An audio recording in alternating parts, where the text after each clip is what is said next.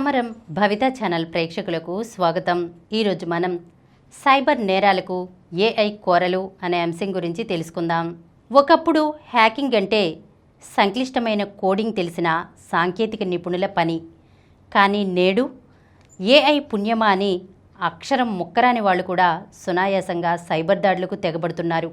ప్రగతికి బాటలు వేయాల్సిన సాంకేతికతే నేరగాళ్ల చేతికి చిక్కి డిజిటల్ ప్రపంచాన్ని గడగడలాడిస్తోంది.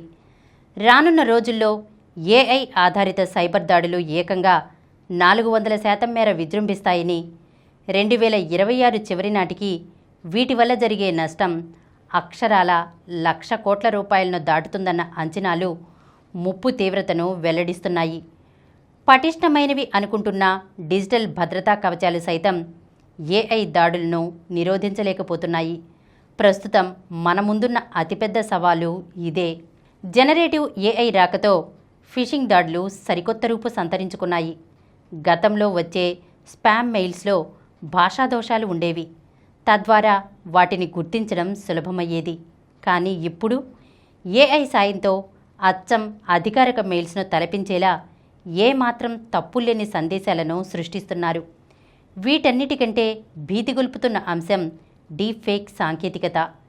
కేవలం 3 సెకండ్ల ఆడియో ఉంటే చాలు ఎదుటి వ్యక్తి గొంతును అచ్చుగుద్దినట్లు దించేయవచ్చు.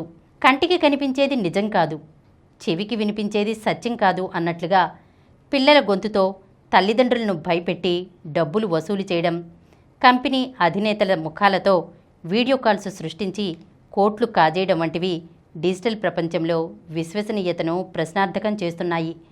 ఈ సాంకేతిక వైపరీత్యం వ్యక్తి గోప్యతను హరించడమే కాక సామాజిక అస్థిరతకు దారితీస్తోంది.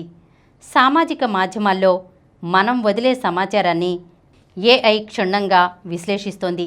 ఎక్కడ దాడి చేయాలో నేరగాళ్లకు నేర్పిస్తోంది. దాంతో ఎవరి ఆర్థిక స్థితిగతులు ఏమిటి, ఎవరి బలహీనతలేంటి వంటి అంశాలను బేరీజు వేసి మరీ సైబరాసురులు వల విసురుతున్నారు. మరోవైపు మన పాస్వర్డ్లకు కాలం చెల్లుతోంది.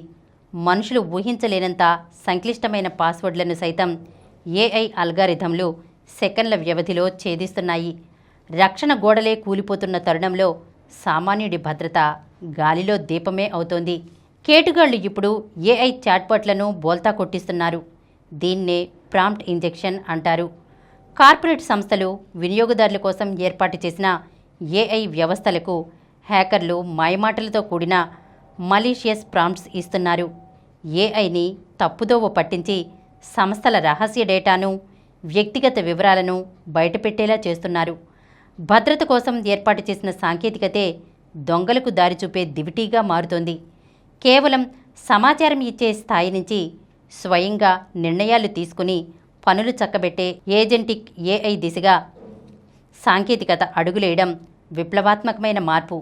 అయితే మానవ పర్యవేక్షణ లేని ఈ స్వయం ప్రతిపత్తి కత్తిమీద సాము వంటిదే.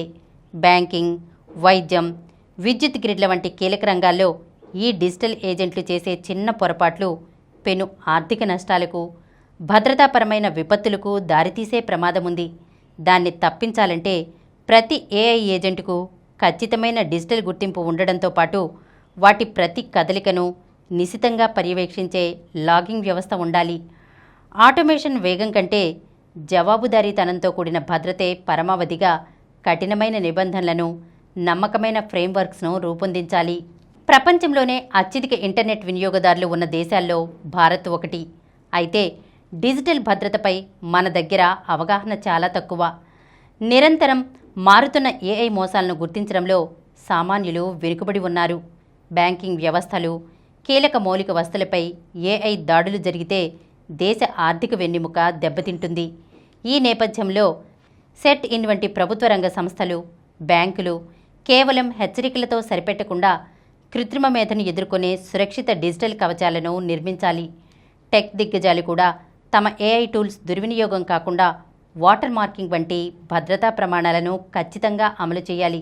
వజ్రాన్ని వజ్రంతోనే కోయాలి అన్నట్లు ఏఐ సృష్టించే ముప్పులను అదే సాంకేతికతతో ధీటుగా తిప్పికొట్టాలి. దీనికి నిదర్శనంగా బ్యాంకింగ్ రంగంలో మ్యూల్ అకౌంట్లను పసిగట్టేందుకు ఆర్బీఐ మ్యూల్ హంటర్ ఏఐ టూల్ను రూపొందించడం శుభపరిణామం. ఇదే స్ఫూర్తితో టెలికాం సంస్థలు కూడా రంగంలోకి దిగాలి. గోస్ట్ సిమ్ నెట్వర్క్కు అడ్డుకట్ట వేసేలా ప్రత్యేక టూల్స్ను రూపొందించాలి. ఇలాంటి విడివిడి ప్రయత్నాలే కాకుండా ఏఐ సైబర్ సవాళ్లను ఎదుర్కోవడానికి జాతీయ స్థాయిలో ఒక శక్తివంతమైన ప్రత్యేక విభాగాన్ని ఏర్పాటు చేయవలసిన అవసరం ఉంది. నాస్కామ్, ఐఎస్పీ వంటి సంస్థలతో పాటు పారిశ్రామిక దిగ్గజాలు, ప్రతిష్టాత్మక విద్యాసంస్థలు ప్రభుత్వంతో కలిసి ఈ ప్రమాదాలపై నిరంతర అధ్యయనం, పరిశోధనలు సాగించాలి. ఆధునిక సాంకేతికత ప్రజాభద్రతకు ప్రమాదకరం కాకూడదంటే పారదర్శకత, జవాబుదారీతనంతో కూడిన కఠిన చట్టాలను రూపొందించాలి. ఎంతటి అత్యాధునిక వ్యవస్థలైనా కీలక నిర్ణయాలపై నియంత్రణ మాత్రం మనిషి చేతిలోనే ఉండాలి. అన్నిటికంటే మించి ప్రజల్లో డిజిటల్ విజ్ఞత పెరగాలి. ఏ ఫోన్ కాల్ వచ్చినా, ఏ మెయిల్ అందినా అది నిజమేనా అని సరిచూసుకోవాలి. కృత్రిమ మేధ మానవాళికి అపురూప వరమవుతుందా, నేరగాళ్ల చేతిలో విధ్వంసకర ఆయుధంగా మారుతుందా అనేది మన సన్నద్ధతపైనే ఆధారపడి ఉంటుంది.